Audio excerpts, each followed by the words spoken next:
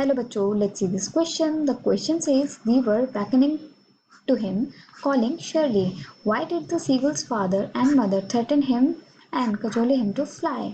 Question में हमसे ये बोला जा रहा है कि वो सीगल को इशारे क्यों कर रहे थे और एकदम तेज और तीव्र आवाज में उसको क्यों बुला रहे थे। सीगल के फादर और मदर उसको धमकी क्यों दे रहे थे उड़ने के लिए। और comment on the role of parents in preparing their children to face the challenges of the world. Use a character of the mother seagull in explaining the idea. तो यहाँ पे हमसे बोला जा रहा है कि कमेंट करिए पेरेंट्स के रोल पर कि वो अपने बच्चे को कैसे प्रिपेयर करते हैं कि वो पूरी दुनिया के चैलेंजेस को फेस कर सके। और यहाँ पर इस स्टोरी में मदर सीगल का कैरेक्टर लीजिए इस आइडिया को एक्सप्लेन करने के लिए। और how did young seagulls family teach him the art of flying. Seagull की फैमिली ने उसको कैसे हेल्प करी, मदद की उड़ने की कला को सीखने में। और what role did the family of the young seagull play in overcoming his fear of? और सीगल की फैमिली का क्या रोल था सीगल के उड़ने के डर पे काबू पाने में। Here, the key concept is young seagull's family concerned about his flying. Young seagull की फैमिली बहुत ज़्यादा कंसर्न थी, सोच रही थी उसके उड़ान के बारे में। The young seagull was greatly afraid of flying, though he really wanted to.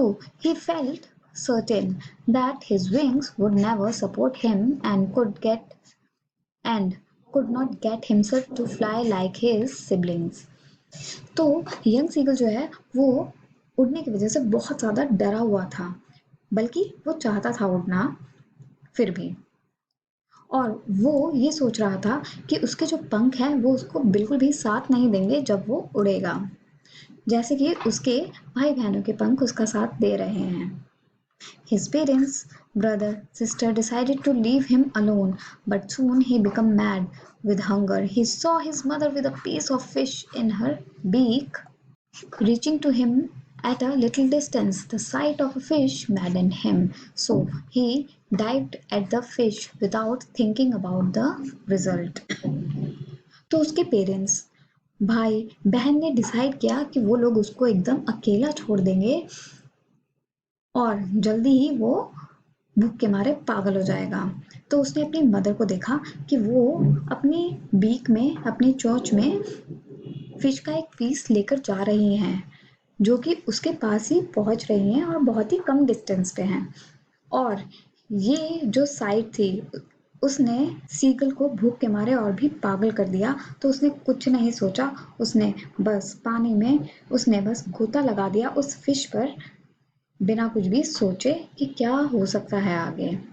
He fell downwards and at the next moment he suddenly felt his wings spread outwards and he started flying. He was soaring gradually downwards and upwards. He was then no longer afraid and in this way he made his first flight. तो बच्चों, अब वो धीरे धीरे नीचे जा रहा था, तो उसने अगले ही पल एकदम से अपने विंग्स को फैला दिया बाहर की तरफ और फड़फड़ाना शुरू कर दिया और वो फ्लाई करने लगा। और वो अब धीरे धीरे उड़ रहा था डाउनवर्ड्स और अपवर्ड्स। और अब वो समय था कि अब वो और ज़्यादा नहीं डर रहा था उड़ने से, और इस तरीके से उसने अपनी पहली उड़ान को अंजाम दिया। I hope you understood it well. Best of luck. Thank you.